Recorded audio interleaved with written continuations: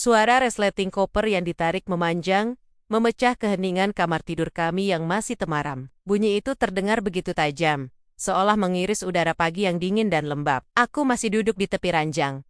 Selimut tebal menutupi separuh kakiku. Jam di nakas baru menunjukkan pukul 5:15. Cahaya matahari belum sepenuhnya berani masuk menembus tirai jendela yang tebal, menyisakan bayang-bayang abu-abu di sudut ruangan. Namun, Mas Raka sudah rapi, terlalu rapi. Menurutku, ia mengenakan kemeja Navy, lengan pendek, yang membalut tubuhnya dengan pas, dipadukan dengan celana chino berwarna krem. Rambutnya sudah tertata klimis dengan pomade yang aromanya mulai memenuhi ruangan, bercampur dengan wangi kopi yang samar-samar tercium dari arah dapur. Wangi emas, dan kayu manis. Itu parfum mahalnya. Parfum yang biasanya hanya ia pakai saat kami pergi dinner, merayakan ulang tahun pernikahan, atau saat ia harus menghadiri gala dinner, perusahaan setahun sekali. Mas, panggilku pelan. Suaraku masih sedikit serak khas bangun tidur. Mas Raka menoleh sedikit. Tangannya berhenti sejenak, saat sedang melipat sebuah polo shirt berwarna terang.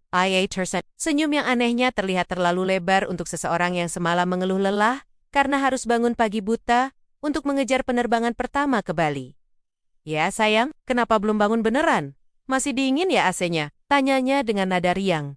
Terlalu riang. Aku menggeleng pelan, menyingkap selimut, dan menurunkan kakiku ke lantai parket yang dingin. Bukan, cuma, kamu wangi banget hari ini, tumben pakai yang Tom Ford Katanya cuman meeting, lapangan. Ada jeda sepersekian detik, sebelum ia menjawab. Jeda yang sangat tipis. Mungkin orang lain tidak akan menyadarinya, tapi aku istrinya selama 5 tahun. Aku hafal ritme napasnya. Aku hafal tempo bicaranya. Ah, ini! Ia tertawa kecil. Kembali sibuk menata letak sepatu kets putih di sisi koper. Botol yang biasa habis, Ren. Lupa beli kemarin.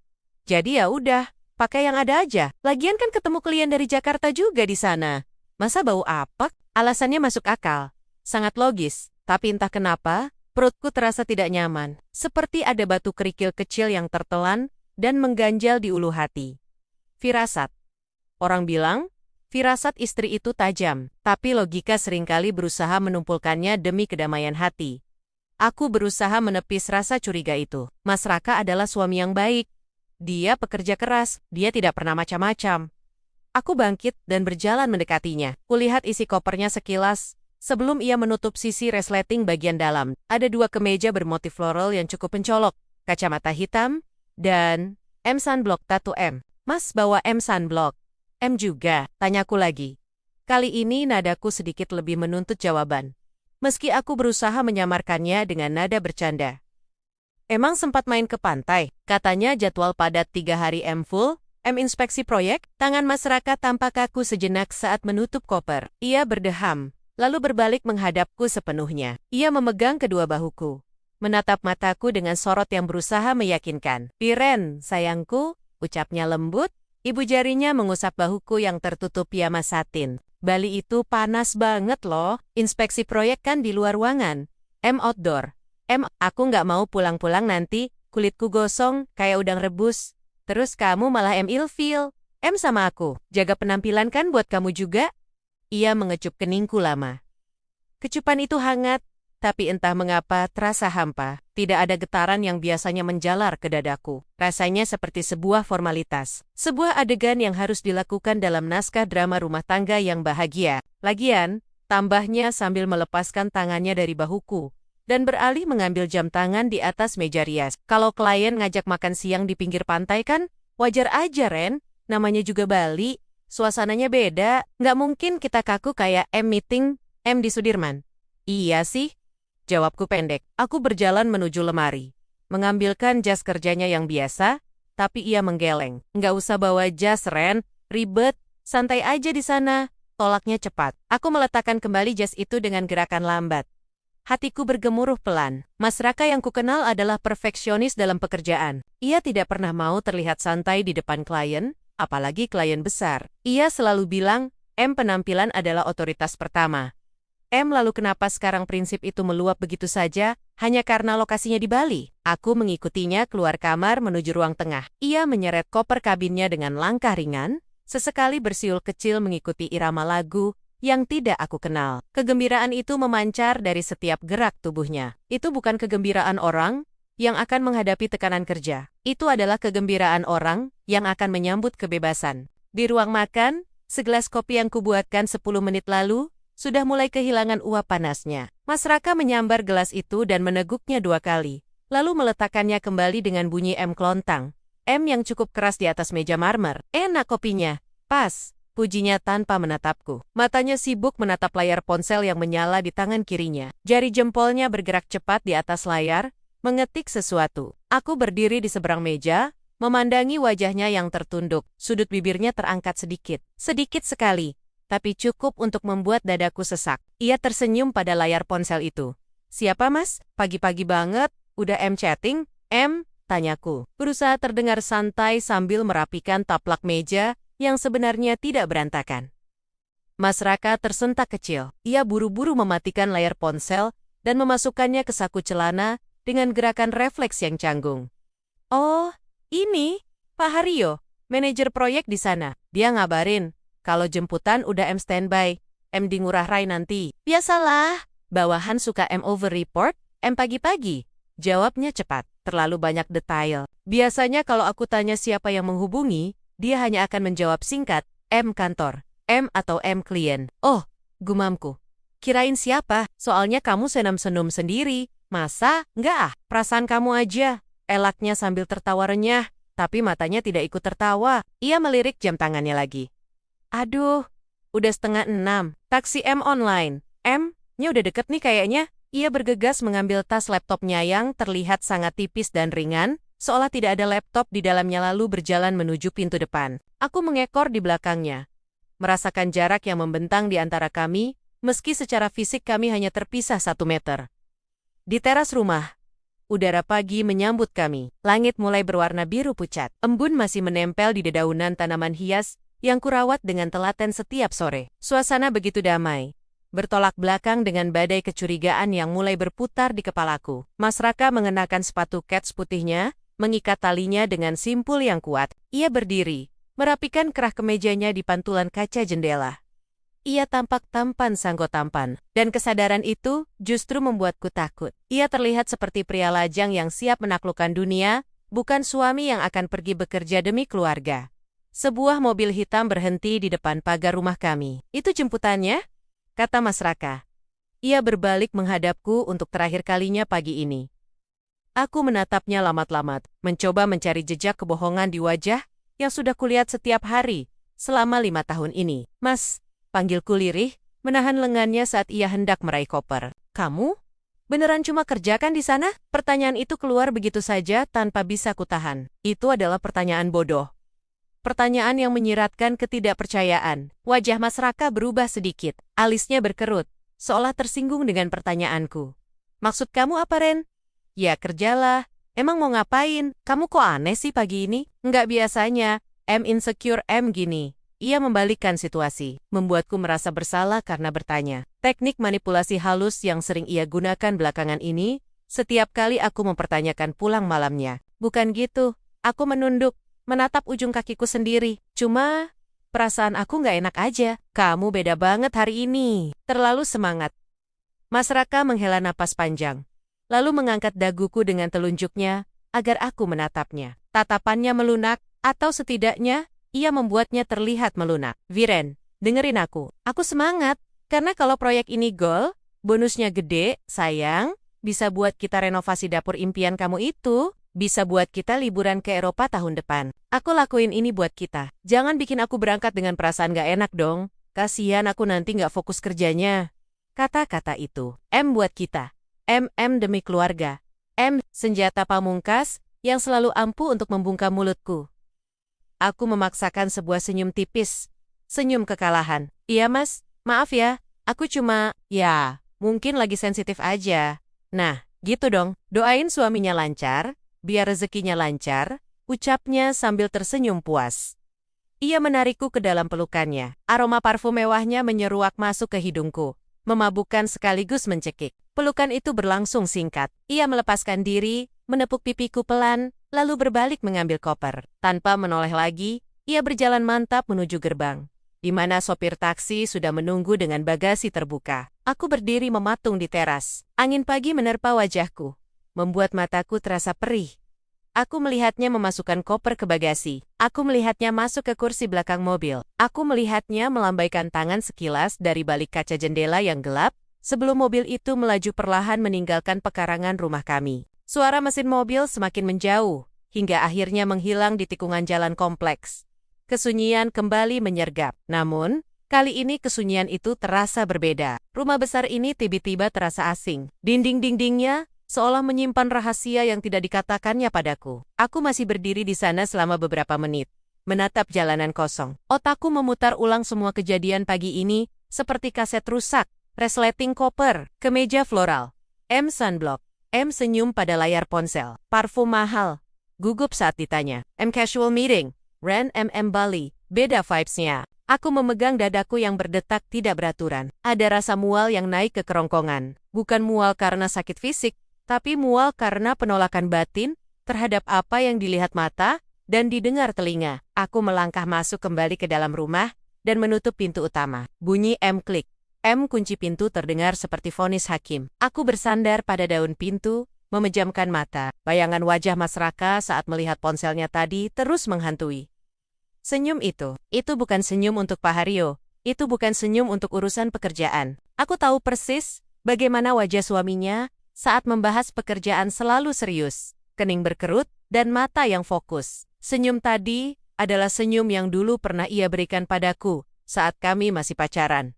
Senyum penuh antisipasi, senyum rindu. Jangan gila, Viren, bisikku pada diri sendiri di ruang tamu yang hening. Jangan rusak pernikahanmu cuma karena Parno.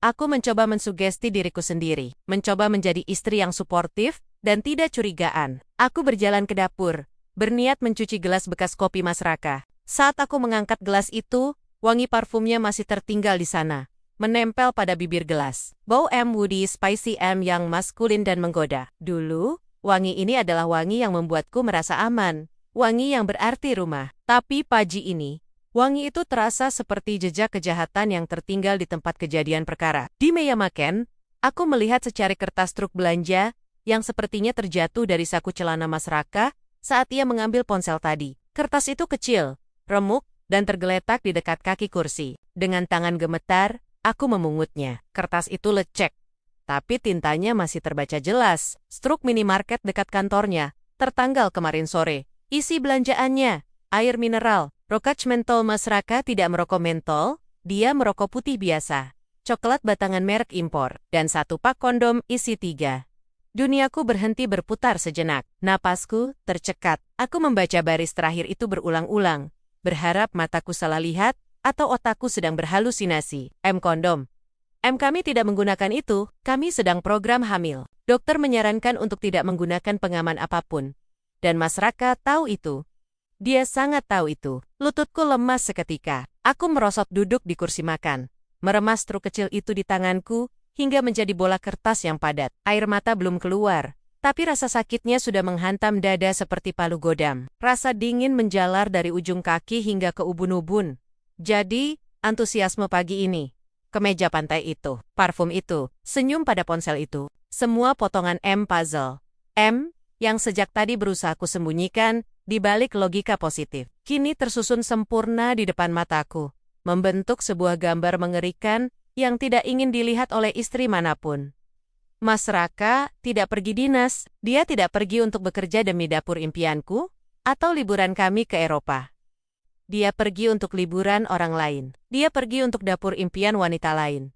Aku menatap jam dinding. Pukul 6, tepat. Pesawatnya mungkin akan lepas landas, 1 atau 2 jam lagi. Dia sedang dalam perjalanan menuju surga duniawinya, meninggalkan aku di sini, di neraka ketidaktahuan yang baru saja runtuh menjadi neraka kenyataan. Tanganku mengepal erat. Rasa sedih yang tadinya mendominasi, perlahan mulai bercampur dengan sesuatu yang lain. Sesuatu yang lebih panas, lebih gelap, dan lebih tajam. Aku menarik napas panjang, mengisi paru-paruku yang sesak dengan oksigen, mencoba menghentikan gemetar di tanganku. Aku tidak akan menangis, meraung-raung. Tidak sekarang. Menangis tidak akan mengubah fakta bahwa ada 1 pak kondom di tas suamiku yang sedang menuju Bali. Aku bangkit berdiri, melempar gumpalan struk itu ke tempat sampah, lalu memungutnya lagi. Tidak. Jangan buang buktinya. Aku meratakan kembali kertas lecek itu di atas meja, memotretnya dengan ponselku, lalu menyimpannya di laci paling bawah, di bawah tumpukan taplak meja yang jarang dipakai. Suasana rumah kembali hening. Tapi firasat buruk itu kini bukan lagi sekadar firasat. Ia telah berubah menjadi monster yang nyata.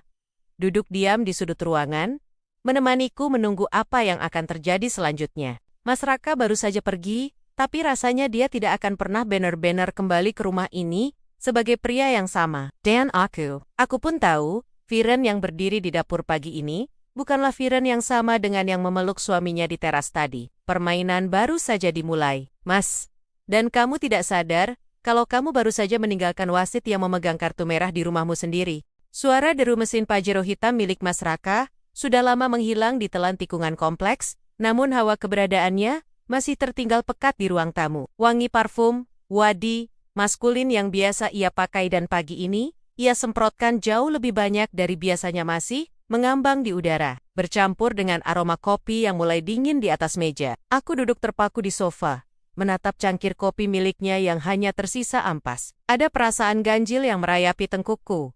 Sebuah dingin yang tidak berasal dari pendingin ruangan. Dinas, gumamku pelan, menguji kata itu di lidahku. Rasanya getir. Biasanya, setiap kali Mas Raka harus pergi dinas luar kota, wajahnya akan menekuk masam. Ia akan mengeluh tentang klien yang rewel, jadwal yang padat, atau hotel yang bantalnya tidak senyaman di rumah.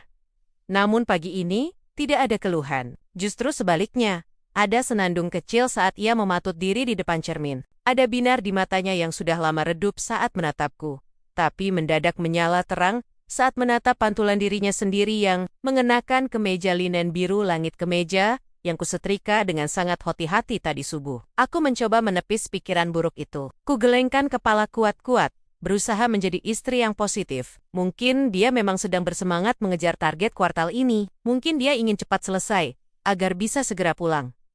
Tanganku bergerak membereskan meja. Namun, saat jemariku menyentuh layar ponselku, yang tergeletak di samping toples kue, dorongan itu datang lagi. Lebih kuat, lebih memaksa. Seperti ada bisikan jahat yang memintaku untuk mencari tahu.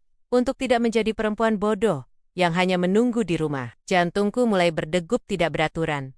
Aku membuka kunci layar ponsel. Jariku melayang di atas ikon Instagram. Mas Raka, bukan tipe orang yang aktif di media sosial. Unggahan terakhirnya adalah foto kami berdua saat lebaran tahun lalu, itu pun denggen. Caption, kaku standar bapak-bapak. Tapi, insting istri adalah radar yang paling canggih.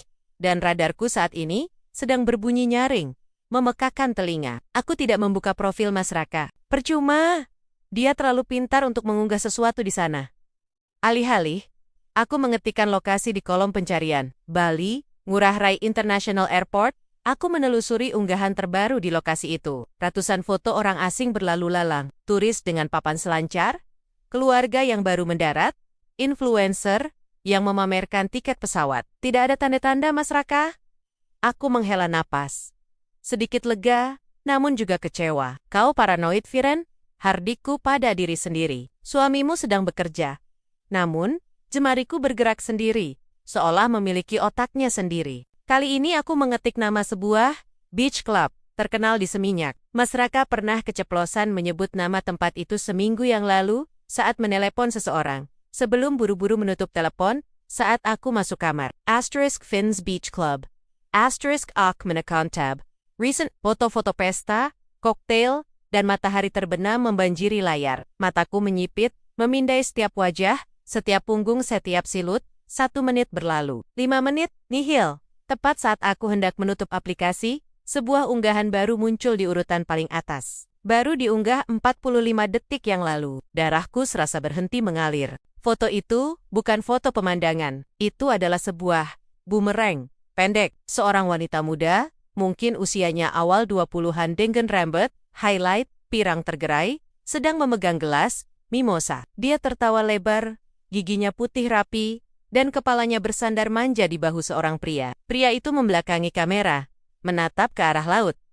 Tapi, aku kenal punggung itu. Aku hafal lekuk bahunya yang lebar. Aku kenal potongan rambutnya yang baru dipangkas kemarin sore. Dan yang paling membuat dadaku sesak, hingga rasanya paru-paruku meledak adalah kemeja itu. Kemeja linen biru langit. Kemeja yang kusetrika tadi pagi. Kemeja yang kusemprotkan pelicin ekstra di bagian kerahnya, agar suamiku terlihat rapi saat bertemu klien penting. Ternyata, kerapian itu bukan untuk klien.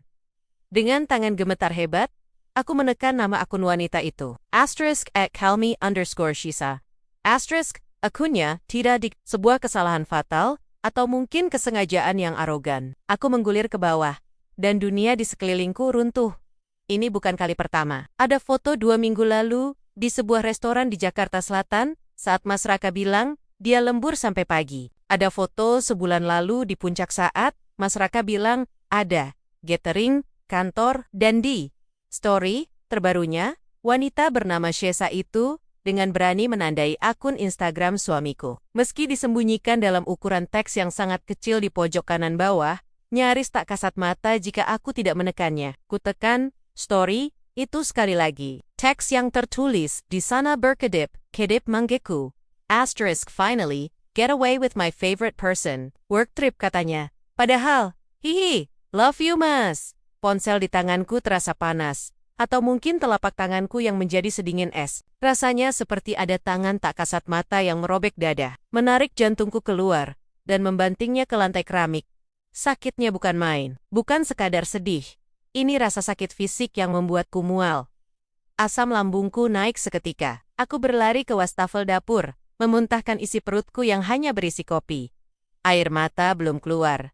Tubuhku masih dalam mode shock. Aku mencuci muka dengan kasar. Air dingin menampar kulitku, tapi tidak bisa memadamkan api yang mulai membakar di dalam kepala. Aku kembali ke ruang tamu, mengambil ponselku lagi. Aku harus menyimpannya. Aku harus merekam semuanya, sebelum wanita itu sadar, atau sebelum Mas Raka memintanya menghapus. Dengan jari yang masih gemetar aku melakukan screenshot pada setiap foto, setiap story, setiap caption, menjijikan yang mereka tulis. Aku merekam layar, menggulir profil wanita itu dari atas sampai bawah. Cantik, bisikku lirih.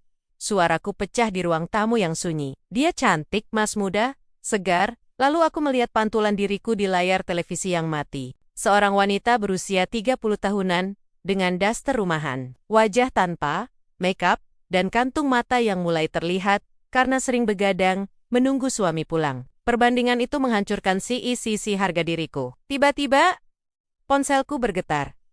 Nama Mas Raka muncul di layar. Jantungku melompat. Apakah dia tahu aku sedang melihatnya? Aku menarik napas panjang, berusaha menormalkan suara. Aku menekan tombol hijau.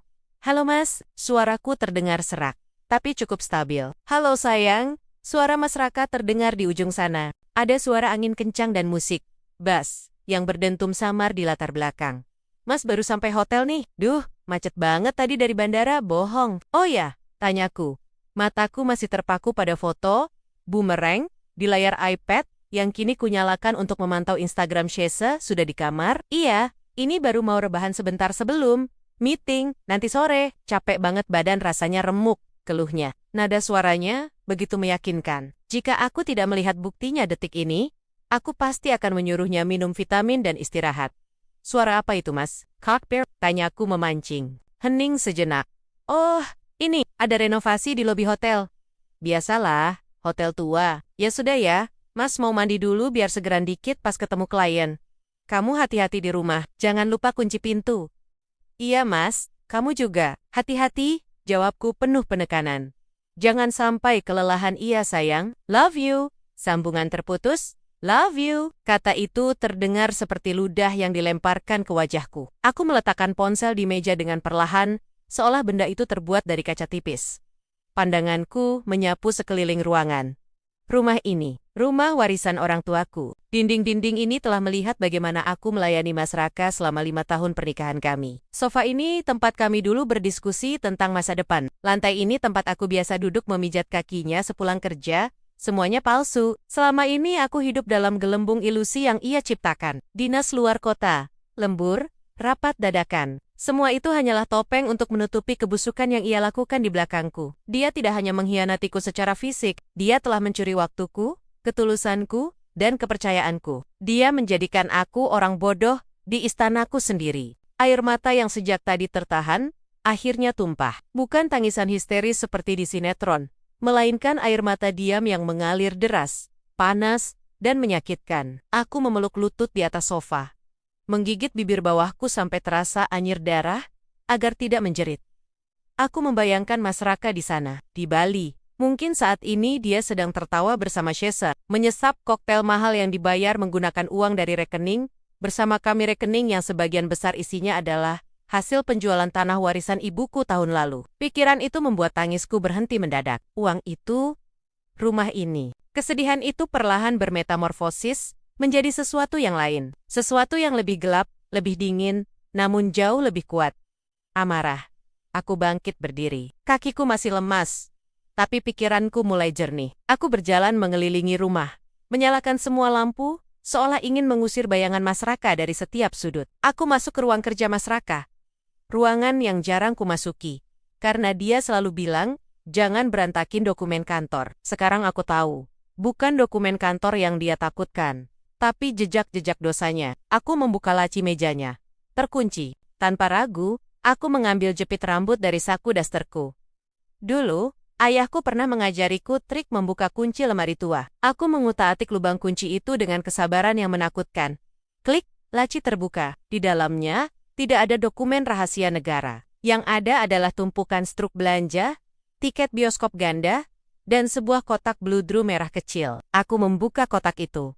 Sebuah kalung emas putih dengan liontin inisial S, bukan V untuk Viren, tapi S. Nota pembeliannya terselip di bawah kotak. Tanggal pembeliannya 2 hari yang lalu. Harganya 25 juta rupiah. Aku tertawa, tawa kering yang hampa. Untuk ulang tahunku bulan lalu, Mas Raka hanya memberiku sebuah blender baru dengan alasan, biar kamu makin rajin bikin jus buat kita. Sementara untuk wanita simpanannya, dia membelikan perhiasan seharga motor. Aku menutup laci itu kembali, tapi tidak menguncinya. Membiarkannya sedikit terbuka. Sebuah simbol bahwa rahasianya sudah tidak lagi aman. Aku kembali ke ruang tengah, menatap layar ponselku, yang kini menampilkan foto profil Mas Raka di WhatsApp. Wajah sok wibawa yang dulu kupuja, kini terlihat seperti wajah monster yang pandai bersandiwara. Kau pikir kau bisa menghancurkanku, Mas? Bisikku pada layar ponsel. Kau pikir aku akan menangis di pojok kamar, memohon padamu untuk kembali, dan menyalahkan diriku sendiri? Aku menghapus air mata di pipiku dengan kasar. Tidak. Viren yang lemah sudah mati bersamaan dengan keberangkatan pesawatmu tadi pagi. Aku menatap sekeliling rumahku. Bukan rumahnya. Dia hanya tamu yang menumpang hidup, tamu yang sudah tidak tahu diri. Aku berjalan menuju kalender, duduk di meja, melingkari tanggal hari ini, dengan spidol merah tebal. Hari di mana duniaku runtuh, sekaligus hari di mana aku mulai membangun rencana pembalasan. Mas Raka sedang menikmati surga duniawinya di Bali sekarang. Biarkan saja, biarkan dia terbang setinggi-tingginya. Karena semakin tinggi dia terbang, semakin hancur dia saat aku hempaskan nanti. Aku mengambil laptopku, membukanya, dan membuat folder baru di desktop. Ku beri nama folder itu, *Project Cleanse, *. Lalu, aku mulai memindahkan semua bukti, screenshot, rekaman layar, dan foto-foto dari Instagram Shesa ke dalam folder itu. Setiap file adalah paku untuk peti mati pernikahanku. Setiap foto mesra mereka adalah amunisi yang akan kugunakan untuk memastikan dia keluar dari rumah ini tanpa membawa apapun selain baju yang melekat di badannya. Malam semakin larut, dan suara jangkrik di luar terdengar bersahutan. Tapi aku tidak merasa sepi lagi. Teman baruku adalah Amarah yang tenang, dan kami punya banyak pekerjaan yang harus diselesaikan sebelum Mas Raka pulang 3 hari lagi. Ini bukan lagi tentang cinta yang dikhianati. Ini adalah perang, dan aku, Viren, tidak berencana untuk kalah. Ponsel itu masih menyala di tanganku, menampilkan cahaya buatan yang menyakitkan mata, di tengah kamar tidur yang remang-remang. Layar itu menampilkan sebuah foto yang membakar retina. Mas Raka, suamiku, dengan kemeja linen putih yang kancing atasnya terbuka, tertawa lepas di samping seorang wanita bergaun merah muda. Latar belakangnya bukan ruang rapat atau lobi hotel tempat seminar, melainkan debur ombak dan pasir putih pantai seminyak. Hening. Tidak ada teriakan. Tidak ada vas bunga yang melayang ke dinding. Yang ada hanyalah suara detak jam dinding di atas pintu kamar mandi. Tik-tok, tik-tok, seolah menghitung mundur sisa waktu pernikahan kami. Aku menarik napas panjang, mengisi paru-paru dengan udara AC yang terasa kering dan dingin. Aneh. Kupikir, saat momen ini datang momen, di mana ketakutan terbesarku mewujud. Nyata aku akan hancur lebur, menjadi gumpalan emosi yang histeris. Namun, yang kurasakan justru sebaliknya. Sebuah ketenangan yang ganjil, dingin, dan mematikan, merambat dari ujung kaki hingga ke kepala. Seperti air danau, yang membeku seketika. Baiklah mas, bisikku pada kesunyian kamar. Suaraku terdengar asing, serak namun stabil. Jika ini permainan yang kamu pilih, mari kita mainkan sampai selesai. Jemariku, yang tadinya gemetar hebat, saat pertama kali membuka notifikasi itu, kini bergerak dengan presisi seorang ahli bedah. Aku tidak boleh gegabah. Emosi adalah musuh utamaku saat ini. Jika aku melabraknya sekarang, mengirim pesan caci maki, atau meneleponnya sambil menangis, dia akan punya waktu untuk bersiap. Dia akan menyusun alibi, menghapus bukti, atau memutarbalikkan fakta keahlian yang baru kun sadari belakangan ini sangat ia kuasai. Screenshot, satu gambar tersimpan. Aku menelusuri akun wanita itu lebih dalam. Story, Instagram, yang diunggah 2 jam lalu. Video singkat mereka sedang bersulang gelas koktail dengan latar belakang matahari terbenam. Mas Raka terlihat begitu bahagia. Sebuah ekspresi yang sudah tahunan hilang dari wajahnya saat berada di rumah ini. Asterisk screen record. Asterisk video tersimpan. Aku menyalin semua tautan. Mengunduh setiap foto yang bisa menjadi bukti. Dan mengunggahnya ke dalam folder tersembunyi di Cloud Drive yang tidak terhubung dengan perangkat Mas Raka. Aku bahkan membuat 2 cadangan di surel pribadiku yang kata sandinya sudah kuubah 5 menit yang lalu. Digital footprint tidak pernah berbohong. Dan malam ini, jejak digital Mas Raka adalah paku-paku yang kusiapkan untuk peti matinya sendiri. Setelah 1 jam berkutat dengan layar ponsel, mataku terasa panas. Namun hatiku sedingin es. Aku meletakkan ponsel di nakas, lalu bangkit berdiri. Lututku sempat goyah, rasa lemas akibat syok fisik yang tertunda, akhirnya menyerang. Tapi aku memaksakan diri untuk berjalan menuju ruang kerja. Rumah ini sunyi sekali. Rumah warisan orang tuaku. Setiap sudutnya menyimpan memori masa kecilku, bukan memori Mas Raka. Dia lupa itu. Dia lupa bahwa atap yang menaunginya, dinding yang melindunginya dari hujan, dan lantai tempatnya berpijak adalah milikku secara harfiah dan hukum. Aku duduk di kursi kerja ayahku yang terbuat dari kulit tua, aromanya yang khas campuran tembakau lama, dan kayu mahoni sedikit, menenangkanku. Aku mengambil ponsel lagi, mencari satu nama di daftar kontak. Pak Darmawan, lawyer, jam menunjukkan pukul 9 malam. Sedikit tidak sopan, tapi aku tahu, Pak Darmawan tidak akan keberatan. Beliau adalah sahabat mendiang papa, orang yang mengurus segala aset keluarga kami sejak aku masih kecil. Nada sambung terdengar 3 kali, sebelum suara berat di seberang sana menjawab. Halo Viren, ada apa nak? Tumben menelepon malam-malam begini. Nada suaranya terdengar khawatir. Naluri kebapakan yang selalu ia tunjukkan padaku. Aku menelan ludah, menyingkirkan gumpalan pahit di tenggorokan.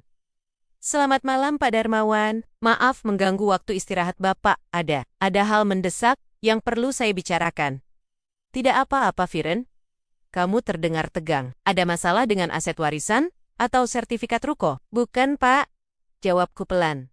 Mataku menatap kosong ke arah lemari buku di hadapanku. Ini soal rumah tangga saya, soal Mas Raka, hening sejenak di seberang sana. Pak Darmawan adalah orang cerdas. Dia pasti bisa menangkap nada final dalam suaraku. Ceritakan, Ren. Bapak mendengarkan. Saya mau mengajukan gugatan cerai, Pak. Secepatnya. Suara helaan napas panjang terdengar. Ya Tuhan, Viren. Kamu yakin apa ini keputusan emosional sesaat? Atau sudah kamu pikirkan matang-matang? Raka. Apa yang dia lakukan? Dia selingkuh, Pak. Bukan sekadar dugaan. Saya punya bukti foto dan video. Dia pamit dinas keluar kota. Tapi ternyata sedang berlibur di Bali dengan wanita lain. Jelasku tanpa air mata. Kata-kata itu meluncur datar. Seperti aku sedang membacakan laporan keuangan, bukan melaporkan kehancuran pernikahanku sendiri. Saya tidak butuh mediasi. Saya tidak butuh konseling. Saya ingin selesai. Bajingan! Umpat Pak Darmawan pelan. Nada sopannya hilang seketika digantikan kemarahan. Maafkan Bapak, Viren. Bapak tidak menyangka Raka seberani itu. Padahal dulu dia memahan-mohan pada papamu untuk menikahimu. Orang berubah, Pak. Atau mungkin topengnya yang akhirnya retak. Sahutku getir. Pak, saya butuh Bapak siapkan berkas gugatannya. Saya akan kirim semua bukti malam ini juga ke email kantor Bapak. Tapi ada satu hal yang paling penting yang ingin saya pastikan. Apa itu? Rumah ini, kataku tegas. Tanganku meraba permukaan meja kerja yang dingin. Rumah yang kami tempati sekarang, sertifikatnya masih atas nama Papa, dan sudah dibalik nama ke saya sebagai ahli waris tunggal sebelum kami menikah. Benar kan? Benar, 100%. Jawab Pak Darmawan dengan nada profesional yang tajam. Itu harta bawaan, Viren. Warisan. Dalam hukum kita, harta warisan tidak masuk dalam harta gonojini, kecuali ada perjanjian pranikah yang menyatakan sebaliknya, yang mana Bapak pastikan tidak ada. Raka tidak punya hak 1 sentimeter pun atas tanah dan bangunan itu. Lega. Rasa lega yang luar biasa membanjiri dadaku. Inilah kartu asku. Bagus. Desisku pelan. Itu artinya saya berhak mengusirnya kapan saja kan? Secara hukum ya, itu properti pribadimu. Dia hanya menumpang karena status pernikahan. Jika kamu ingin dia pergi, dia harus pergi. Tapi Viren, saran Bapak, lakukan dengan strategi. Jangan biarkan dia tahu kamu sudah bergerak sebelum semuanya siap. Itu rencana saya, Pak. Dia baru akan pulang 3 hari lagi. Saya punya waktu 72 jam untuk membereskan semuanya sebelum dia menginjakkan kaki di Jakarta. Viren, kamu perempuan kuat. Papamu pasti bangga melihat ketegaranmu. Suara Pak Darmawan melembut. Besok pagi asisten Bapak akan ke rumahmu untuk tanda tangan surat kuasa. Siapkan fotokopi buku nikah, KTP dan bukti-bukti itu. Biar Bapak yang urus sisanya. Kamu fokus pada dirimu sendiri. Terima kasih, Pak. Tolong, pastikan dia tidak mendapatkan sepeser pun dari aset keluarga saya. Dia akan keluar hanya dengan pakaian yang melekat di badan Viren. Bapak janji? Sambungan terputus. Aku meletakkan ponsel di meja dan menyandarkan punggung ke kursi. Mataku menatap lenggit-lenggit ruang kerja. Bayangan Mas Raka yang tersenyum di Bali kembali melintas, tapi kali ini tidak menyakitkan. Bayangan itu justru memicu adrenalin. Aku bangkit dan berjalan menuju sudut ruangan, tempat sebuah brankas besi tertanam di balik lukisan abstrak. Jantungku berdegup sedikit lebih kencang saat memutar kombinasi angka tanggal ulang tahun pernikahan kami. Ironis, mungkin nanti aku harus menggantinya. Klik, pintu brankas terbuka berat. Aroma kertas tua menguar. Di sana, tertumpuk dokumen-dokumen penting kehidupan kami. Dengan tangan yang kini sudah benar-benar stabil, aku mulai memilah. Aku mengambil map berwarna biru tua, sertifikat hak milik. Aku membukanya, memastikan nama yang tertera di sana, bukan Raka Aditama, tapi namaku Virendra. Tanah ini, rumah ini, pilar-pilar ini, semuanya adalah darah daging keluargaku. Mas Raka mungkin pernah merenovasi dapur atau mengecat ulang kamar, tapi dia lupa bahwa fondasinya bukan miliknya. Aku memisahkan dokumen-dokumen itu menjadi 2 tumpukan. Tumpukan kanan, sertifikat rumah, BPKB mobilku, polis asuransi jiwaku, perhiasan peninggalan mama. Tumpukan kiri, paspor Mas Raka, ijazah-ijazah miliknya, dan buku tabungan bersama yang isinya sudah tak seberapa, karena gaya hidupnya yang belakangan semakin boros mungkin untuk membiayai wanita itu. Aku mengambil sebuah kotak kardus lipat dari laci bawah meja. Dengan hati-hati, aku memasukkan semua aset berhargaku ke dalamnya. Dokumen-dokumen ini tidak boleh ada di sini. Saat badai itu datang, aku akan menitipkannya di Astorik Safe Deposit Box Astorik Bank besok pagi, bersamaan dengan kedatangan asisten Pak Darmawan. Saat aku mengangkat buku nikah kami yang berwarna merah dan hijau, tanganku terhenti. Foto kami berdua di halaman depan terlihat begitu muda dan naif. Mas Raka dengan senyum malunya, dan aku yang menatapnya penuh pemujaan. Kamu bodoh, Mas. Bisikku pada foto kecil berukuran 2x3 itu. Kamu menukar istana dan ratu yang tulus mencintaimu, demi gubuk pasir yang akan tersapu ombak. Aku melempar buku nikah itu ke atas tumpukan dokumen, yang akan kuserahkan ke pengacara. Tidak ada lagi keraguan. Tidak ada lagi bagaimana jika aku berjalan keluar dari ruang kerja. Langkahku menggema di lorong rumah yang luas. Aku masuk ke kamar tidur utama, tempat di mana pengkhianatan itu terasa paling pekat, meski dilakukan di pulau yang berbeda. Aku membuka lemari pakaian besar kami. Sisi kiri penuh dengan kemeja dan jas Mas Raka yang tertata rapi. Sisi kanan adalah pakaianku. Aku tidak akan mengemasi barang-barangnya. Tidak, itu terlalu baik. Biar dia yang merasakan penghinaan saat harus memunguti barang-barangnya sendiri nanti. Sebaliknya, aku mulai menarik koper besarku dari atas lemari. Debu tipis beterbangan. Koper ini terakhir kali kami pakai saat bulan madu ke Eropa 3 tahun lalu. Sekarang, koper ini akan menjadi saksi kepergianku. Bukan aku yang pergi karena kalah. Aku pergi untuk menyusun strategi perang. Aku tidak sudi menyambutnya pulang di rumah ini dengan air mata. Aku mulai memilih pakaian, Hanya yang penting-penting saja, baju kerja, pakaian santai, beberapa pasang sepatu. Gerakanku metodis, efisien, melipat, menumpuk, memasukkan. Setiap helai baju yang masuk ke koper, terasa seperti melepaskan satu persatu beban di pundakku. Saat sedang melipat sebuah blus sutra, mataku menangkap sebuah kotak bludru di laci meja rias. Cincin kawin. Aku mengambilnya, memutarnya di bawah cahaya lampu. Emas putih, dengan ukiran nama kami, di bagian dalam. Lingkaran logam ini dulunya simbol janji suci, tanda bahwa kemanapun dia pergi, dia membawa separuh jiwaku. Kini, benda ini tak lebih dari sekadar logam dingin, yang mencekik jari manisku. Perlahan, aku menarik cincin itu keluar dari jari. Ada garis putih pucat di kulitku. Bekas yang ditinggalkan karena cincin itu, sudah bertahan-tahan, tidak pernah kulepas. Kulitku terasa telanjang, aneh, tapi juga bebas. Aku meletakkan cincin itu tepat di tengah meja rias, di samping botol parfum favorit Mas Raka yang hampir habis. Biarkan itu menjadi benda pertama yang dia lihat saat dia kembali nanti. Sebuah pesan tanpa kata, bahwa Viren yang ia kenal istri yang penurut dan pemaaf sudah tidak ada lagi. Malam semakin larut. Jam dinding menunjukkan pukul 2 pagi. Tubuhku lelah, tapi pikiranku masih berpacu kencang. Aku sudah mengamankan bukti. Aku sudah menghubungi pengacara. Aku sudah mengamankan aset. Besok, aku akan bertemu Bi Ijah.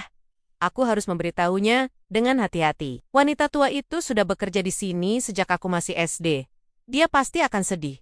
Tapi aku butuh dia menjadi sekutuku untuk bagian terakhir dari rencanaku. Bi Ijah yang akan memegang kunci cadangan. Bi Ijah yang akan menjadi saksi bisu saat Mas Raka pulang ke rumah yang kosong melompong. Aku menutup koperku dengan bunyi zip yang tegas. Koper itu berdiri tegak di sudut kamar, seperti prajurit yang siap sedia. Aku mematikan lampu kamar, membiarkan kegelapan menyelimuti ruangan. Aku berbaring di sisi tempat tidurku, memunggungi sisi kosong tempat Mas Raka biasa tidur. Spray di sebelah sana masih rapi, dingin, dan tidak berbau. Aku memejamkan mata, namun bukan wajah Mas Raka yang kulihat, melainkan wajahku sendiri di cermin tadi. Wajah seorang wanita yang baru saja dipaksa oleh keadaan untuk membunuh kepolosannya sendiri, agar bisa bertahan hidup. 3 hari lagi, Mas, gumamku pelan, sebelum kesadaran mulai meredup, menyeret tubuhku ke dalam tidur yang gelisah. Nikmatilah surga duniamu selama 3 hari ini, karena saat kamu pulang, kamu akan memasuki neraka yang kubuat khusus untukmu. Bunyi lakban yang ditarik memanjang, trit, terdengar begitu nyaring, memecah kesunyian ruang tengah yang kini terasa asing. Suara itu bergema, memantul di dinding-dinding yang mulai telanjang, seolah-olah rumah ini sedang menjerit dalam diam. Aku meratakan tempelan plastik coklat itu di atas kardus ke-10. Tanganku bergerak mekanis, tanpa getaran, tanpa keraguan. 3 hari yang lalu, tangan ini mungkin akan gemetar hebat, dibanjiri air mata dan penyangkalan. Namun hari ini, di hari ketiga, dinas luar kota Mas Raka yang ku tahu sebenarnya adalah liburan romantis di villa. Puncak bersama wanita itu aku hanya merasakan kekosongan yang dingin. Sebuah fokus yang tajam. Aku berdiri, menepuk debu yang menempel di celana kulotku. Lalu memandang sekeliling. Rumah ini, bangunan bergaya kolonial modern warisan mendiang papa, tak lagi terlihat seperti sarang cinta yang kami bangun 5 tahun lalu. Lukisan abstrak yang kubeli saat honeymoon di Bali sudah lenyap dari dinding, kini tersimpan rapi di dalam bubble wrap. Rak buku jati yang biasanya penuh dengan koleksi novelku dan buku-buku manajemen Mas Raka, kini melompong. Aku hanya menyisakan buku-buku Nia, tergeletak miring dan menyedihkan di sudut rak, seolah kehilangan sandaran. Bu Viren, suara itu membuatku menoleh. Di ambang pintu dapur, Bi Ijah berdiri dengan wajah pias. Ia memilin ujung celemeknya, gestur yang selalu ia lakukan saat merasa cemas. Sejak kemarin, saat aku mulai memerintahkan orang-orang jasa pindahan untuk mengangkut barang-barang milikku, termasuk sofa kulit Italia kesayangan papa, dan set meja makan mahoni, Bi Ijah hanya diam, menatapku dengan mata bertanya-tanya, namun takut untuk bersuara. Ada apa, Bi? Tanyaku lembut. Aku berusaha tersenyum, meski rasanya kaku. Anu Bu, Bi Ijah melangkah masuk perlahan. Matanya menyapu tumpukan kardus di ruang tengah ini. Ibu beneran mau pergi? Terus nanti kalau Bapak pulang gimana? Bibik harus bilang apa? Aku menghela napas panjang. Aroma debu dan kardus memenuhi rongga dadaku. Aku berjalan mendekati wanita parubaya yang sudah mengabdi pada keluargaku sejak aku masih kuliah itu. Bi, duduk dulu sini. Ajakku menanjuk satu-satunya kursi plastik yang tersisa di ruangan itu. Aku sendiri memilih duduk di atas salah satu kardus yang kokoh. Bi Ijah duduk dengan ragu. Ibu sama bapak, berantem hebat ya bu? Kok sampai engket-engket barang begini? Padahal bapak kan lagi kerja cari uang.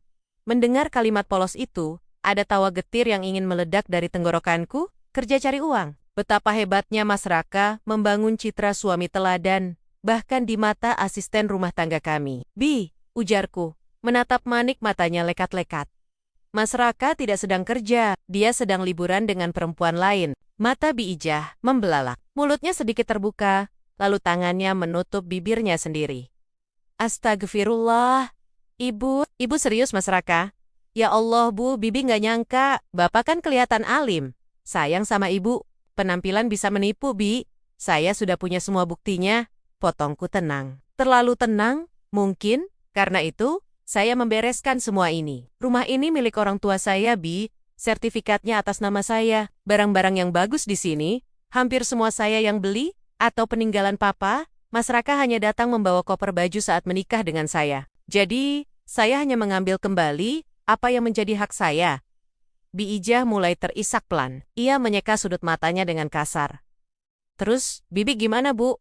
Bibi ikut ibu aja ya? Bibi nggak mau kerja sama orang jahat. Aku tersenyum tipis. Kali ini lebih tulus. Aku meraih tangan keriput Bi Ijah. Nanti Bibik akan ikut saya.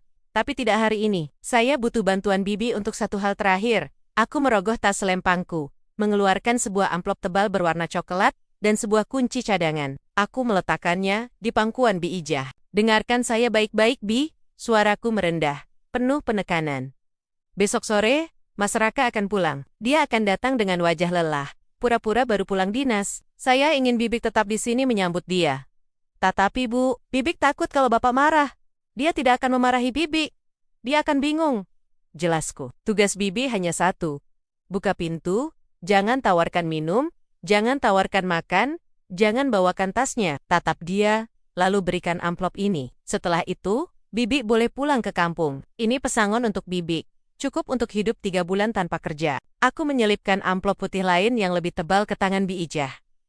Bi Ijah menatap uang itu, lalu menatapku. Ibu tega, ninggalin bapak di rumah kosong ini. Aku berdiri, berjalan menuju jendela besar, yang tirainya sudah kucopot. Cahaya matahari sore menerobos masuk, menyinari lantai marmer, yang kini terlihat sangat luas tanpa perabotan. Dia yang mengosongkan hati saya lebih dulu, Bi.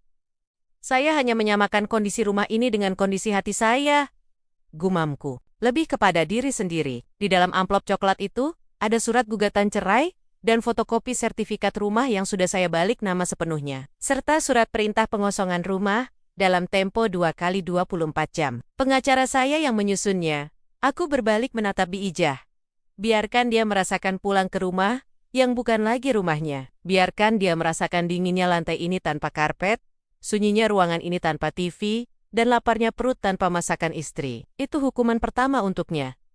Bi Ijah mengangguk perlahan, meski wajahnya masih menyiratkan ketakutan. Baik Bu, Bibik ngerti. Bibik ikut perintah Ibu. Bagus. Sekarang, bantu saya angkut kardus terakhir ini ke bagasi mobil. Jasa pindahan sudah membawa sisanya tadi pagi ke apartemen baru saya. 1 jam kemudian, semuanya selesai. Aku berdiri di ambang pintu utama, untuk terakhir kalinya. Udara di dalam rumah terasa pengap dan mati. Tidak ada lagi wangi reed, diffuser asterisk, aroma asterisk, lavender asterisk, yang biasa kupasang untuk menyambut Mas Raka. Tidak ada lagi bunga segar di vas.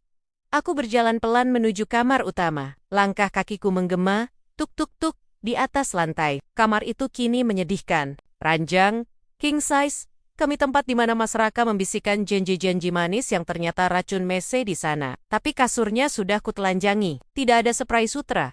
Tidak ada bed cover, empuk, tidak ada bantal-bantal. Hanya matras putih polos yang mulai menguning di beberapa sisi. Terlihat tua dan kusam tanpa penutupnya.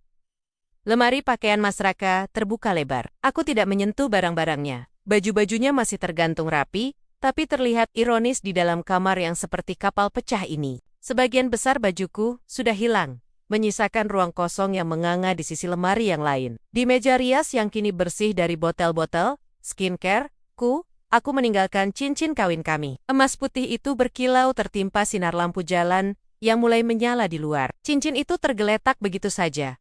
Benda kecil yang dulu terasa begitu berat mengikatku, kini tak lebih dari logam tak bermakna. Aku menatap pantulan diriku di cermin besar lemari. Viren yang berdiri di sana bukan lagi Viren yang menangis histeris 3 hari lalu saat melihat chat mesra Mas Raka di ponsel yang lupa ia kunci. Viren di cermin ini memiliki mata yang kering, bahu yang tegak, dan rahang yang mengeras. Selamat tinggal, bisikku pada bayangan itu. Bukan selamat tinggal pada Mas Raka, tapi pada 5 tahun Kezeshan yang kuhabiskan untuk melayani pria yang tidak tahu diri. Aku berbalik, melangkah keluar kamar, tanpa menoleh lagi. Di ruang depan, Bi Ija sudah menunggu di dekat pintu. Matanya merah. Sepertinya, dia menangis lagi diam-diam. Kunci ini, aku menyerahkan kunci utama pada Bi Ija, hanya untuk besok, saat Mas Raka datang. Setelah Bibi kasih amplop itu, kunci pintu dari luar, lalu tinggalkan kuncinya di pot bunga depan. Biar Mas Raka pakai kunci cadangannya sendiri, kalau dia masih ingat di mana dia menyimpannya. Iya, Bu. Suara Bi Ija serak. Ibu hati-hati di jalan ya. Pasti, Bi. Kamu juga. Aku melangkah keluar, menghirup udara sore yang mulai bercampur dengan asap kendaraan. Langit Jakarta berwarna jingga kemerahan, seolah mendukung suasana hatiku yang membara, namun perlahan meredup menjadi abu. Aku masuk ke dalam mobil SUV-ku. Saat mesin menyala, aku melirik sekali lagi ke arah rumah berpagar hitam itu. Rumah warisan papa yang kujaga mati-matian, yang sempat ternoda oleh kehadiran pengkhianat. Sekarang, rumah itu hanyalah cangkang. Cangkang kosong yang menunggu penghuninya kembali untuk memberikan kejutan paling menyakitkan. Mas Raka berpikir dia akan pulang ke pelukan hangat istri yang bodoh. Dia tidak tahu, dia akan pulang ke dalam mimpi buruk yang nyata. Perlahan, aku menginjak pedal gas. Mobil melaju meninggalkan pelataran, meninggalkan kenangan, meninggalkan Viren yang lama. Ponselku bergetar di kursi penumpang. Sebuah pesan masuk dari My Husband Mas Raka. Isi, sayang, aku udah kangen banget. Besok sore aku sampai rumah ya. Masak sop buntut kesukaan aku dong. Love you. Sudut bibirku terangkat membentuk senyuman miring. Masak saja sendiri, Mas. Gumamku pelan. Masaklah sop buntut itu dengan air matamu besok. Aku mematikan ponsel, melemparnya ke tas, dan membiarkan jalanan Jakarta menelanku. Babak persiapan sudah selesai. Panggung sudah ditata. Besok adalah pertunjukannya. Dan aku tidak perlu hadir di sana untuk tahu betapa hancurnya dia nanti. Jam 4 sore, langit Jakarta sore itu mungkin sedang memamerkan semburat jingga yang indah. Atau mungkin mendung menggantung berat, seperti perasaanku beberapa hari yang lalu. Aku tidak tahu pasti kondisi langit di sana, karena aku sudah berada jauh dari rumah itu. Namun, aku tahu satu hal dengan kepastian yang mengerikan. Mas Raka baru saja tiba di depan gerbang hitam yang menjulang itu. Aku bisa membayangkan segalanya dengan kejernihan yang menyakitkan. Seolah-olah aku adalah roh yang melayang di sudut ruang tamu. Menyaksikan babak pertama dari kehancurannya dimulai. Mobil Pajero hitam kebanggaannya pasti baru saja menderu pelan memasuki pelataran carport. Suara mesin diesel yang khas itu. Suara yang dulu selalu membuat jantungku berdesir karena bahagia menyambut kepulangannya. Kini hanya menjadi penanda dimulainya sandiwara. Mas Raka akan mematikan mesin, lalu diam sejenak di dalam mobil. Bukan untuk berdoa atau bersyukur telah sampai dengan selamat, melainkan untuk mengatur napas dan memasang topeng terbaiknya. Di kaca spion tengah, ia pasti merapikan rambutnya, memastikan tidak ada jejak parfum perempuan lain yang terlalu menyengat, atau noda lipstik samar di kerah kemejanya. Ia akan mengacak sedikit rambutnya agar terlihat lebih kusut, melonggarkan simpul dasinya, dan membiarkan bahunya turun. Ia sedang mempersiapkan peran favoritnya. Suami pekerja keras yang lelah, usai dinas luar kota demi keluarga. Pintu mobil terbuka. Sepatu pantofel mahalnya menapak di lantai keramik teras. Assalamualaikum. Sayang, Mas pulang. Suaranya pasti terdengar berat. Dibuat-buat serak. Dengan nada manja, yang dulu selalu berhasil meluluhkan hatiku. Biasanya, seruan itu akan disambut dengan langkah kakiku yang tergesa, senyum lebar, dan ciuman di punggung tangannya. Biasanya, aroma masakan mungkin, sup buntut kesukaannya, atau ayam taliwangakan, langsung menyergap hidungnya, begitu pintu utama terbuka. Tapi hari ini, yang menyambutnya hanyalah kehampaan. Mas Raka mendorong pintu utama yang tidak terkunci. Engselnya berdecit pelan. Suara yang terdengar begitu nyaring, di tengah kesunyian rumah yang tidak wajar. Ia melangkah masuk. Hawa dingin dari lantai granit langsung merambat naik. Namun udara di dalam rumah terasa pengap, mati, seolah tidak ada kehidupan yang bernapas di sana sejak pagi. Tidak ada suara televisi yang menyala, menampilkan acara berita sore. Tidak ada suara denting sendok beradu dengan panci dari arah dapur. Tidak ada alunan musik jazz pelan yang biasa kuputar saat menata meja makan. Hanya sepi.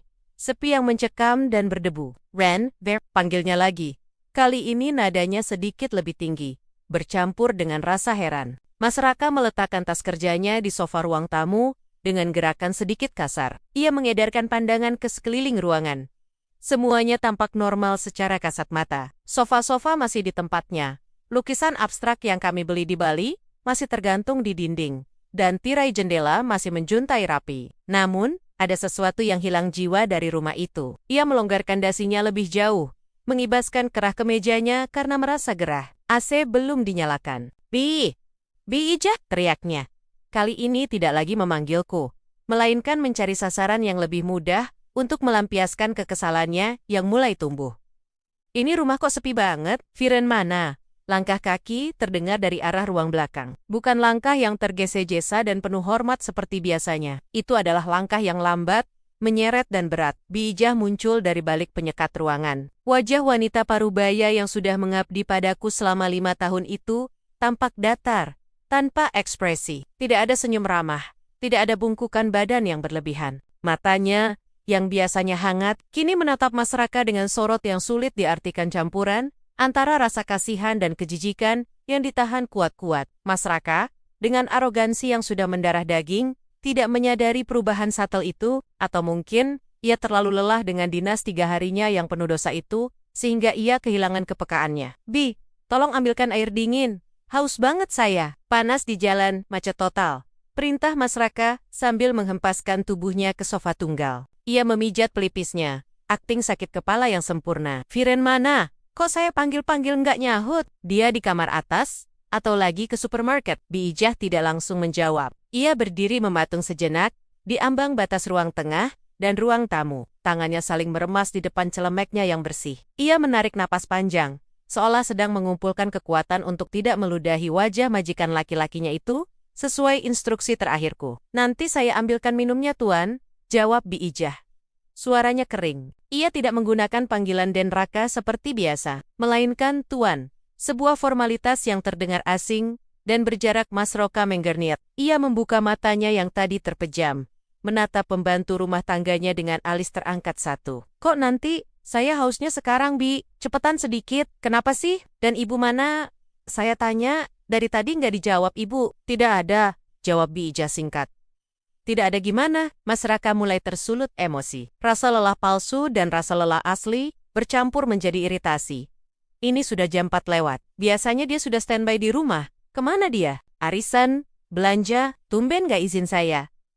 Mas Raka merogoh saku celananya, mengeluarkan ponsel, dan mencoba menghubungiku. Aku tahu persis apa yang akan dia dengar.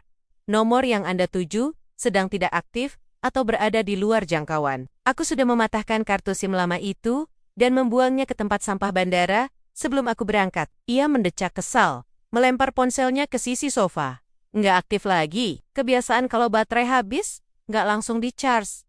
Ia kembali menatap Bi Ijah yang masih berdiri di sana seperti patung batu. Ya sudah, kalau ibu belum pulang, Bibi saja yang pijitin saya sebentar. Kaki saya pegal-pegal semua nyetir dari luar kota. Ambil minyak urut di laci nakas, terus bawain air es ke sini. Cepat ya, Bi. Mas Raka menyandarkan kepalanya lagi, memejamkan mata, membayangkan kenyamanan yang menjadi haknya. Ia menanti pelayanan. Ia menanti dimanjakan setelah bekerja keras. Betapa ironisnya, ia baru saja menghabiskan 3 hari memanjakan wanita lain, menguras tabungan kami untuk hotel, dan makan malam mewah. Lalu pulang ke rumah meminta istrinya tahu, setidaknya pembantunya untuk memijat kakinya yang lelah karena bersenang-senang. Namun, Bi Ijah tidak bergerak. Keheningan kembali meraja. Detik demi detik berlalu, diiringi detak jam dinding yang terdengar semakin keras. Tik-tok, tik-tok, merasa perintahnya diabaikan. Mas Raka membuka mata lagi. Kali ini dengan sorot mata tajam. Ia terkejut mendapati Bi Ijah masih berdiri di titik yang sama, menatapnya dengan pandangan yang membuat bulu kuduknya meremang tanpa alasan yang jelas. Bi Ijah, kamu dengar saya nggak? Bentaknya, suaranya menggema di ruang tamu yang lompong. Saya dengar, Tuan, sahut Bi Ijah datar. Tapi saya tidak bisa memijat, Tuan. Kenapa? Tangan kamu sakit, bukan?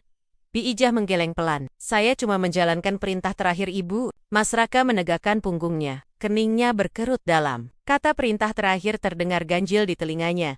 Seolah-olah aku baru saja meninggal dunia. Maksud kamu apa? Perintah terakhir? Viren ngomong apa sama kamu? Kecemasan mulai merayap di sela-sela arogansinya. Ia mulai merasakan ada yang salah. Atmosfer rumah ini bukan sekadar sepi, karena penghuninya sedang pergi sebentar. Ini adalah sepi yang permanen. Udara di dalam ruangan terasa hampa, seperti rumah contoh yang dipajang untuk dijual, bukan rumah tempat tinggal keluarga yang hangat. Mas Raka berdiri, mengabaikan rasa pegal di kakinya. Ia melangkah mendekati tangga. Instingnya menyuruhnya untuk memeriksa kamar utama. Mungkin dia berpikir aku sedang bersembunyi untuk memberinya kejutan, atau mungkin aku sakit dan tertidur pulas. Viren, teriaknya lagi, sambil menaiki anak tangga satu persatu. Suara langkah kakinya beradu keras dengan kayu pelapis tangga. Sesampainya di lantai 2, lorong itu terasa lebih gelap dari biasanya. Pintu kamar utama kami tertutup rapat. Mas Raka memutar gagang pintu dengan kasar dan mendorongnya terbuka. Kamar itu menyambutnya dengan dingin. AC mati, gorden tertutup rapat menghalangi cahaya matahari sore. Ia meraba sakelar lampu dan menekannya. Cahaya lampu LED putih menerangi ruangan itu, mengungkapkan sebuah pemandangan yang seharusnya membuat lututnya lemas, namun saat itu ia belum sepenuhnya paham. Kamar itu terlalu rapi.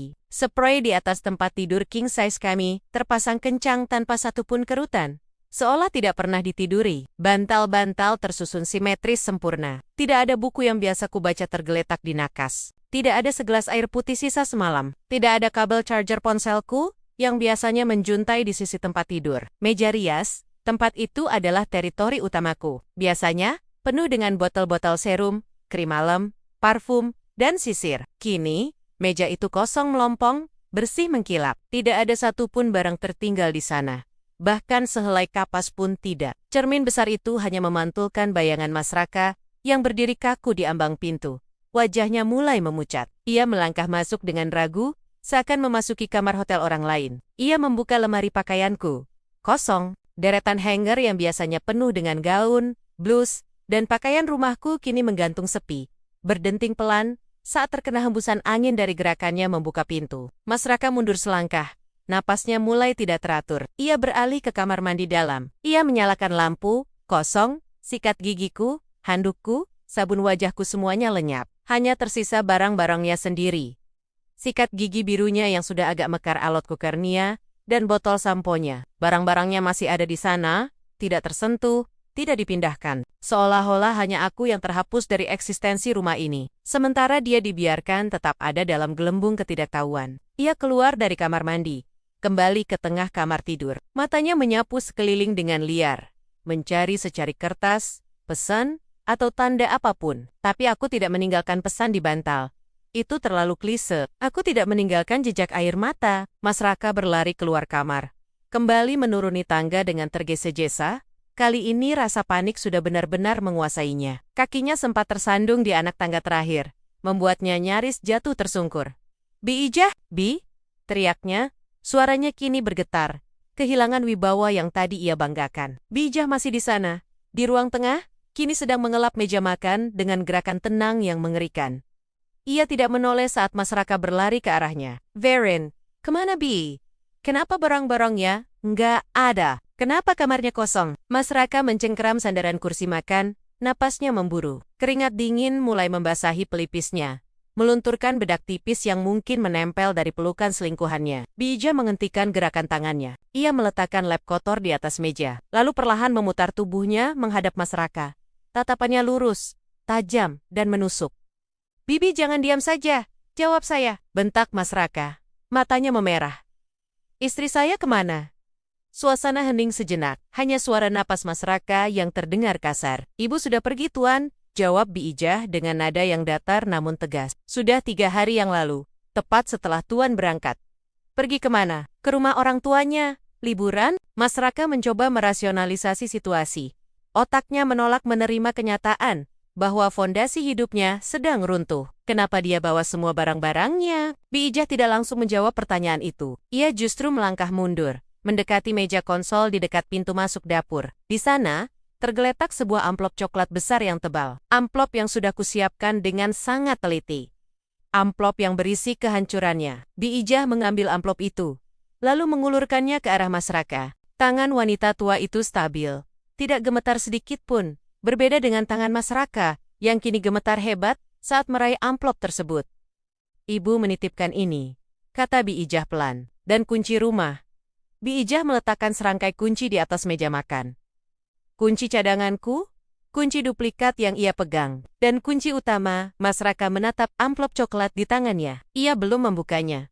Tapi berat dari amplop itu seakan menarik seluruh gravitasi di ruangan itu. Ia menatap Bi Ijah, memohon penjelasan verbal, memohon agar ini hanya lelucon atau prank yang tidak lucu. Apa ini, Bi? Bisiknya, serak. Itu jawaban dari semua pertanyaan Tuan. Jawab Bi Ijah, dan pesan ibu. Ibu bilang, rumah ini sekarang terlalu sempit untuk menampung ego Tuan. Mas Raka terdiam. Kalimat itu kalimat yang pernah kuucapkan padanya dalam sebuah pertengkaran kecil bertahun-tahun, lalu kini kembali menghantuinya melalui mulut pembantu rumah tangganya. Rumah itu kini terasa bukan lagi miliknya. Dinding-dindingnya seolah mendekat, menghimpitnya. Ia berdiri di sana, di tengah ruang makan yang mewah, memegang amplop coklat, sementara Bi Ijah menatapnya, seolah ia adalah orang asing yang menyusup masuk. Mas Raka belum tahu isi surat itu, tapi insting purbanya berteriak bahwa hidupnya yang nyaman, statusnya yang terhormat, dan kebohongan yang ia bangun dengan rapi baru saja menemui ajalnya di sore yang sunyi ini. Saya permisi ke belakang, Tuan, ujar Bi Ijah dingin, memecah kebekuan. Tugas saya menyambut Tuan sudah selesai. Tanpa menunggu persetujuan, Bi Ijah berbalik dan berjalan pergi, meninggalkan Mas Raka sendirian, di tengah ruang tamu yang luas, hampa, dan kini terasa sangat-sangat dingin. Mas Raka menunduk. Jarinya meraba penutup amplop. Ia sendirian, benar-benar sendirian. Dan untuk pertama kalinya, dalam waktu yang lama, rasa takut yang amat sangat mulai merayapi tulang punggungnya. Lebih menakutkan daripada hantu manapun. Ia berada di rumahnya sendiri. Namun ia merasa seperti seorang tunawisma yang tersesat. Aku duduk diam di sebuah kamar hotel yang dingin. Ribuan kilometer dari tempat yang dulu kusebut rumah. Satu-satunya sumber cahaya di ruangan ini berasal dari layar laptop yang menyala terang di depanku, menampilkan siaran langsung dari kamera tersembunyi yang kusisipkan di ruang tengah tepat di atas lemari hias, tempat kami biasa memajang foto pernikahan. Di layar itu, aku melihat Mas Raka. Ia berdiri di tengah ruang tamu, dengan koper yang tergeletak sembarangan di lantai marmer. Napasnya terdengar memburu bahkan melalui mikrofon kecil yang menangkap audio dengan sedikit noise statis. Aku bisa melihat butiran keringat di pelipisnya. Bukan karena lelah bekerja, melainkan sisa-sisa kepanikan, karena kesunyian yang menyambutnya. Bi Ijah, suaranya meledak lagi. Kali ini lebih tinggi, memantul di dinding-dinding rumah, yang kini nyaris kosong tanpa pernik-pernik pribadiku. Kemana sih semua orang? Viren, sayang, Mas sudah pulang ini. Aku menyesap kopi pahitku, menatap wajah laki-laki yang selama 5 tahun ini kupuja. Namun dalam hitungan bulan berubah menjadi orang asing yang menjijikan. Sandiwara lelah dinas yang ia mainkan tadi, saat ia baru saja masuk pintu kini luntur sepenuhnya. Wajahnya yang tadi dibuat memelas minta dipijat, kini berubah merah pada menahan amarah. Ego laki-lakinya terluka, karena tidak ada sambutan hangat, tidak ada teh manis, dan tidak ada istri bodoh yang bisa ia bohongi lagi. Dari arah dapur Bai Ija mengkyol, langkahnya pelan, namun tidak ada keraguan di sana. Wanita parubaya yang sudah mengabdi padaku sejak awal pernikahan itu, tidak membawa nampan berisi air dingin, seperti biasanya. Tangannya kosong, kecuali sebuah amplop coklat tebal yang digenggamnya erat di depan dada. Astaga Bi, lama sekali, Mas Raka membentak. Tangannya berkacak pinggang. Saya panggil dari tadi tidak dengar? Mana istri saya Viren ada di kamar? Kenapa rumah sepi begini? AC juga kenapa tidak dinyalakan? Rentetan pertanyaan itu keluar tanpa jeda. Mas Raka yang arogan, Mas Raka yang merasa dirinya raja. Bi Ijah berhenti tepat 3 meter di hadapan suamiku. Wajahnya datar, ekspresi yang sudah kami latih bersama sebelum aku pergi. Ibu tidak ada di kamar, Pak, jawab Bi Ijah. Suaranya tenang, kontras dengan nada tinggi Mas Raka. Tidak ada. Kemana? Arisan? Belanja? Mas Raka mendengus kasar, lalu mengusap wajahnya dengan frustrasi. Jam segini belum pulang, padahal suaminya baru balik dinas luar kota. Coba telepon dia. Suruh pulang sekarang, saya capek, mau mandi, mau makan. Aku tersenyum miris melihat layar. Dinas luar kota, katanya. Padahal aku tahu persis, kota itu hanya berjarak 2 jam perjalanan. Di sebuah villa sewaan bersama perempuan bernama Siska. Ibu tidak akan pulang, Pak, kata Bi Ijah lagi. Gerakan tangan Mas Raka yang hendak melonggarkan dasi terhenti di udara. Ia menatap Bi Ijah dengan kening berkerut tajam, seolah pembantu kami baru saja berbicara dalam bahasa asing. Ngomong apa kamu, Bi? Jangan bercanda, kepala saya lagi pusing. Saya tidak bercanda, Pak. Bi Ijah melangkah maju 1 langkah. Lalu mengulurkan amplop coklat itu. Ibu menitipkan ini untuk Bapak. Pesan Ibu, Bapak harus membacanya sekarang juga. Mas Raka menatap amplop itu dengan tatapan curiga. Lalu beralih menatap wajah Bi Ijah. Ada hening yang mencekam selama beberapa detik. Hanya suara detak jam dinding di ruang tamu yang tertangkap oleh audio kamera. Dengan gerakan kasar, Mas Raka menyambar amplop itu dari tangan Bi Ijah. Apa-apaan ini? Surat apa, tagihan? Gerutunya sambil merobek segel amplop dengan tidak sabaran. Jantungku berdebar kencang menyaksikan momen ini. Ini adalah klimaks dari semua rasa sakit, air mata yang kutahan di bantal setiap malam, dan senyum palsu yang kuberikan saat ia pamit pergi dinas. Mas Raka menarik keluar tumpukan kertas di dalamnya. Lembar pertama adalah gugatan cerai yang sudah didaftarkan oleh pengacaraku pagi ini. Lembar kedua, dan yang paling krusial, adalah salinan akta jual beli rumah. Aku memperhatikan matanya. Bola mata itu bergerak cepat memindai baris demi baris. Tulisan kop surat, gugatan perceraian, penggugat, Virendra Anindya, tergugat, Raka Pradipta. Ekspresi kesal di wajahnya perlahan memudar, digantikan oleh kebingungan murni. Mulutnya sedikit terbuka, namun tidak ada suara yang keluar. Ia membalik kertas itu dengan tangan gemetar, mencari lembar berikutnya. Ini apa maksudnya? Bisiknya. Suaranya parau dan bergetar. Ia menatap Bi Ijah. Kali ini tidak ada arogansi, hanya ketidakpercayaan. B.I. Viren di mana? Kenapa ada surat gila seperti ini? Ibu sudah pergi sejak pagi, Pak. Semua barang-barang ibu sudah dibawa Juap by Ijah, dingin dan efisien. Dan ibu berpesan, Bapak harus membaca halaman ketiga. Mas Raka dengan panik membalik kertas-kertas itu hingga menemukan dokumen yang dimaksud. Itu adalah surat pemberitahuan pengosongan rumah. Rumah ini, rumah yang kami tempati, adalah warisan dari orang tuaku. Sertifikatnya atas namaku. Dan kemarin sore, aku telah resmi menandatangani penjualannya kepada pihak ketiga dengan harga miring, asalkan prosesnya cepat dan tunai. Aku melihat wajah Mas Raka memucat, warna darah seolah tersedot habis dari wajahnya, menyisakan kulit yang putih seperti kertas. Rumah? Dijual? Mas Raka membaca tulisan itu dengan suara tercekat. Tidak mungkin, Viren tidak mungkin melakukan ini. Ini rumah kami, dia tidak bisa menjualnya tanpa persetujuan saya. Rumah ini atas nama Ibu Viren 100%, Pak. Bapak tidak punya hak apa-apa. Sela Bi Ijah. Kalimat yang kutuliskan dalam skrip untuknya. Kini ia ucapkan dengan sempurna. Pemilik baru akan datang besok pagi dengan tukang kunci. Jadi, Ibu memberi waktu Bapak untuk mengemasi barang-barang Bapak malam ini juga. Diam kamu, Mas Raka meraung. Suaranya begitu keras, hingga audio di laptopku mengalami clipping dan terdengar pecah. Ia melempar kertas-kertas itu ke udara, membuatnya berhamburan di lantai, seperti hujan dokumen yang menyedihkan. Viren, keluar kamu. Aku tahu kamu sembunyi di kamar. Mas Raka berlari menuju tangga. Kakinya tersandung kopernya sendiri, membuatnya hampir jatuh tersungkur. Ia bangkit dengan sempoyongan, berlari menaiki anak tangga 2 demi 2. Aku mengalihkan pandanganku ke tab kedua di layar laptop, yang menampilkan kamera di lorong lantai 2. Mas Raka sampai di depan pintu kamar utama. Ia memutar gagang pintu dengan kasar, terkunci. Tentu saja terkunci. Buka Viren, buka pintunya. Kita perlu bicara. Apaan ini? Ia menggedor pintu kayu jati itu dengan kepalan tangannya. Dentumannya bertalu-talu. Kamu pikir lucu bikin lelucon seperti ini? Aku capek, Ren. Buka. Tidak ada jawaban. Sunyi, Viren. Teriakannya berubah menjadi raungan putus asa. Ia menendang pintu itu sekali, 2 kali. Tapi pintu itu kokoh. Di baliknya, kamar itu sudah kosong melompong. Tidak ada lagi wangi parfumku. Tidak ada lagi baju bayuku di lemari. Bi Ijah masih berdiri di bawah. Di ruang tengah, mendongak menatap majikannya yang sedang hancur. Percuma, Pak. Seru Bi Ijah dari bawah. Kunci kamar sudah dibawa ibu. Di dalam sudah kosong. Mas Raka berbalik di bordes tangga, menatap ke bawah dengan mata nanar. Dadanya naik turun dengan cepat, tidak beraturan. Ia merogoh saku celananya. mengeluarkan ponsel dengan tangan yang gemetar hebat. Aku tahu apa yang ia lakukan, ia mencoba meneleponku. Ponselku yang tergeletak di meja samping laptop bergetar. Nama Mas Raka. Yang lupa ku ganti namanya muncul di layar. Aku membiarkannya bergetar. 1 kali, 2 kali, 3 kali, lalu mati. Di layar laptop, Mas Raka tampak membanting ponselnya ke lantai. Prank, benda pipih itu hancur berkeping-keping.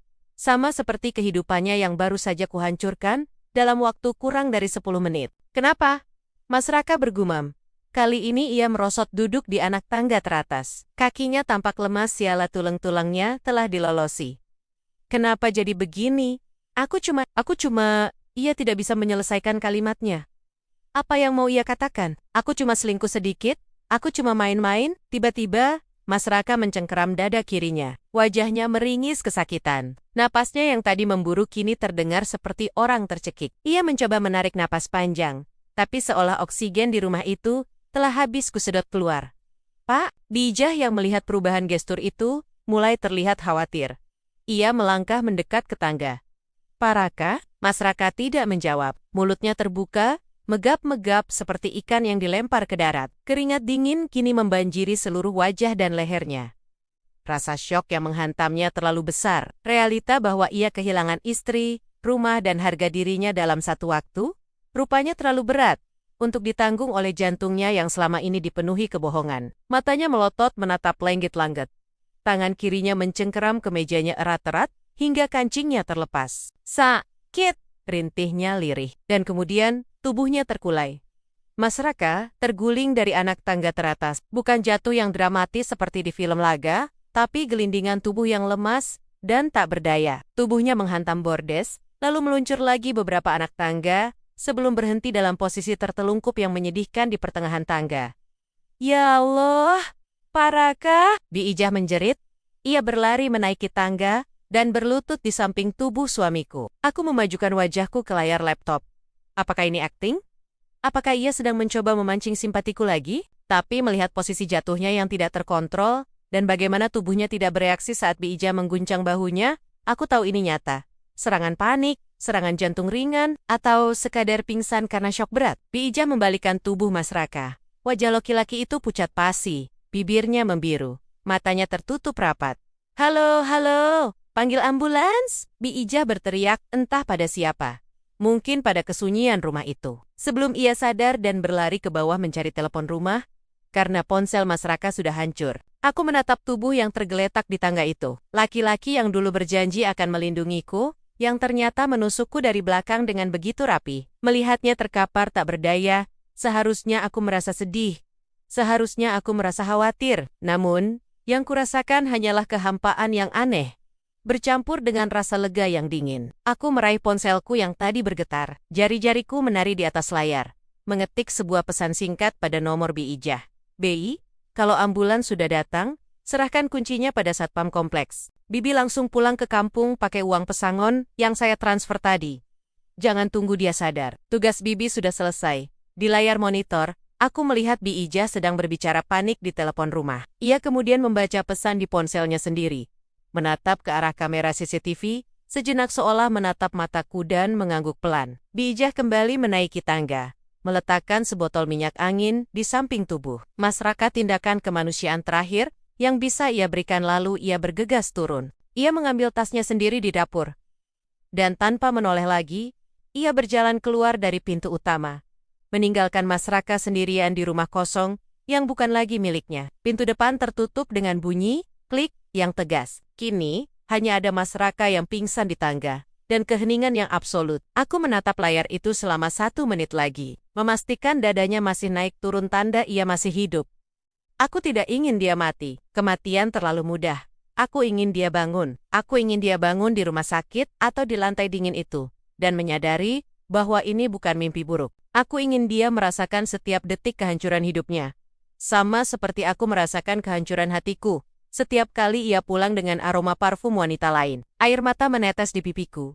1 tetes. Bukan untuknya, tapi untuk Viren yang lama. Viren yang bodoh dan naif. Yang hari ini resmi kukubur bersamaan dengan runtuhnya ego Mas Raka, tanganku bergerak menuju tombol end stream di aplikasi laptop. Selamat tinggal, Mas. Bisikku pada layar yang bisu. Nikmati hidup barumu.